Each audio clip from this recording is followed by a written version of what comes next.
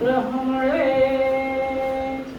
नमस्ते वायो त्वमेव प्रत्यक्षं ब्रह्मासि त्वामेव प्रत्यक्षं ब्रह्म वदिष्यामि ऋतं वदिष्यामि सत्यं वदिष्यामि तन्मामवतु तद्वक्तारमवतु अवतु माम् अवतु वक्तारम् ॐ शान्तिः शान्तिः शान्तिः। चिरवंदनीय मंच और सुशिर वंदनीय श्रोता बंधु, आज आप सबकी विशेष कृपा से हम सबके जीवन का एक नया इतिहास बन रहा है। आप सबके आशीर्वाद की परिणति है कि इस स्थान पर लोकार्पण के लिए आप सब लोग आए हैं और हमको यह अवसर मिला। मैं आप सबके चरणों में अपनी पावन प्रणति प्रस्तुत कर रहा हूँ, निरंतर इस अपेक्षा से कि जब भी कभी माँ सरस्वती की कृपा से और लोग के आशीर्वाद से, भगवान की कृपा से, परिवार, माता पिता सबके आशीर्वाद से कोई कृति आएगी तो आपका ऐसा ही सहयोग प्राप्त होगा। यह क्रम बना रहेगा। बहुत विस्तार में न जा करके, क्योंकि बहुत समय है और सभी वंदनियों को सुनना है, उस क्रम में जीवन में जब मैं आया होऊंगा तो कविता से परिचय माँ की दादी की गोदी में बैठ करके भजनों के माध्यम से हुआ। वो भी कविता हुआ करती थी और मैं उनकी गोदी में बैठ करके गांव-गांव में जहाँ सोहर होता था, भजन होता था, गीत में गाया करता था और उन्हीं के मुँह से जो भजन गीत सुनता था उसको गाया करता। इसके बाद धीरे धीरे जब बड़ा हुआ तो जो छप्पर रहता था, मुझे पूरा ध्यान है, मेरे पिताजी उत्तरकांड के बड़े ही परमज्ञ थे, वो उसको पढ़ा करते थे और वो वहीं रखती रहती। तो मैं भी कभी कभी लेकर के उत्तरकांड, मानस में पहली बार उत्तरकांड मेरे जीवन में आया। इसके बाद धीरे धीरे रुझान बढ़ी। कहीं प्रवचनों वगैरह में जहाँ गांव में होता था जाने लगता था तो वहाँ भजन गाने का मेरा, वहाँ मंच पर लोग बुला लिया करते थे तो मैं अन्य भजन गाया। इसी तरह धीरे धीरे हाई स्कूल तक आते आते मैंने कविताएं लिखी। हाई स्कूल में कविता लिखी तो मेरे एक दोस्त थे बद्री दुबे जी, उन्होंने क्या किया, मेरी कविताओं को गाया करता था, वो बड़े परेशान रहते थे। वो ले जाकर मेरी कविताओं को इम्तहान में दे रहा था, तालाब में बोल दिया, रोज चिल्ला के गाता है। इसके बाद फिर मेरी रुचि बनी तो रही, लेकिन अध्ययन में आने के कारण फिर उधर जा नहीं पाया और लास्ट में 2-4 कविता कभी लिखती थी, लेकिन मंच पर जाने का कोई स्वभाव नहीं था। मैं लखनऊ आया नौकरी में, तो जल्दी बता रहा हूँ, तो रामनारायण त्रिपाठी पर्यटक जी मिल गए। कविता में पहले से लिखता था और फिर वो पर्यटक थे ही पूरे यायावर, उन्हीं के साथ साइकिल में रह करके यहाँ गोष्ठी करना, वहाँ गोष्ठी करना और कविता की यात्रा करना। जो भी साहित्य संस्कृति की स्थापना हुई, आजकल मैं उसी की अध्यक्षता भी कर रहा हूँ। इस तरह से फिर कंपटीशन का जीवन पूरा हुआ नौकरी में, तो हमारे गुरुदेव मिल गए, यहीं लखनऊ में रहते थे। मैं संघ का काम करता था और संपर्क प्रमुख था इस पूरे इंदिरा नगर का। तो मुझे वहाँ संपर्क में संतों से भी मिलने की एक बात हुआ करती थी, तो मैं उनसे मिलने गया और मिलते उन्हीं का।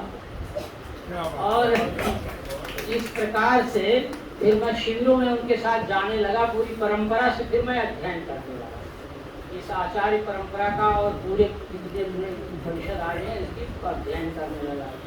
तो उसी में अनेक शिविरों के बाद एक बार यह सरस सुजातीयम जो महाभारत का अंश है, यह भी ग्रंथ के रूप में स्वीकार है, उसको गुरुदेव ने पढ़ाया और वहीं करके केसरी तुम कविता का बहुत करते हो, जरा इसको जो है लिख डालना, बस संकेत था। और मैं उनको आदेश मानकर इसको मैं सन 13 में ही लिख डाला, लेकिन प्रकाशन का अवसर नहीं मिला। हर गृहस्थी का जंजाल ऐसा रहता था कि वो प्रकाशित अब हुई और आप सबके कर कमरों से आप सबके चरणों में है। मैं इसके बारे में ज़्यादा नहीं कुछ बोलूँगा, जब आप लोग पढ़ोगे तो अपने आप जानोगे। कुछ छंद मैं पढ़ दे रहा हूँ। मेरा हृदय ये कहता है कि आप सब लोग जो आए हैं, थोड़ा आपको ज़्यादा समय मिले, आप जो आशीर्वाद देंगे वो मेरे लिए ज़्यादा प्रभावी होगा। मैंने इस पुस्तक को माता को समर्पित की है, इसलिए माता के प्रति एक छंद कि जन्म देती पालती है, रात भर जागती है। जन्म देती पालती है, रात भर जागती है। शीत धूप वर्षा से लाल को बचाती है। और रोते हुए शिशु के लिए स्वयं में ही, रोते हुए शिशु को लिए स्वयं में ही। और दूध भी पिलाती माता, लोरी भी सुनाती है। मुस्काती दुलराती पालने झुलाती माता, तेल अंग मल कर काजल लगाती है। और भोजन बनाती सारे परिवार को खिलाती, भोजन बनाती सारे परिवार को खिलाती। बचा पूजा खाती नहीं, भूखी रह जाती है। बचा पूजा खाती नहीं, भूखी रह जाती है। और अंत में सभी को प्रणाम करते हुए 2-3 मुक्तक हैं, छंद तो ही कहिए इसको। गुरु अभयानंद की कृपा से पूर्ण काव्य संगत सुजाति महाभारत का अंश है। गुरु अभयानंद की कृपा से पूर्ण काव्य संगत सुजाति महाभारत का अंश है। वो ब्रह्म विद्या प्राप्त कर धृतराष्ट्र ज्ञानी हुए, केसरी प्रसाद शुक्ल अज्ञान ध्वंस है। सद्गुरु ने दिया आदेश हरिद्वार में था, सनत सुजात पर करो काव्य हरि ओम। और गुरु की कृपा गणेश बुद्धि दान देते गए, स्वर मिला वीणा वादिनी का बोलो हरि ओम। स्वर मिला वीणा वादिनी का बोलो हरि ओम। और लोक को प्रणाम पर लोक को प्रणाम नित्य, सद्गुरु को प्रणाम कोटिशः बार है। और शब्द को प्रणाम गणपति को प्रणाम करूं, वीणा वादिनी को कोटि कोटि ही प्रणाम है। सच्चिदानंद में निरत रहूं पल पल, भाव गंगा बहती रहे सदैव उर में। इह लोक परलोक परमार्थ प्राप्ति हेतु, बढ़ता रहे ही अनुराग सदा गुरु में। और नित्य पूजनीय जन्मदात्री माता को प्रणाम, नित्य पूजनीय जन्मदात्री माता को प्रणाम। संस्कार दाता पिता को प्रणाम अविराम।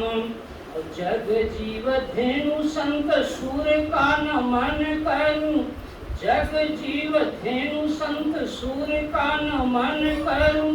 वंदे मातरम राष्ट्र को प्रणाम राम राम। और वेद भगवान को प्रणाम बार बार करूं। शास्त्र शस्त्र अस्त्र को प्रणाम नित नित है। और अपनी परंपरा अनादि शिव को प्रणाम, अपनी परंपरा अनादि शिव को प्रणाम। पर ब्रह्म को प्रणाम अविगत गत है, प्रभु पर ब्रह्म को प्रणाम अविगत गत है। और आज इस वर्तमान में आप सभी को प्रणाम करते हुए मैं सभी के आशीर्वाद का आकांक्षी हूँ। नमस्कार, हरिओम। साथ ही मैं देव की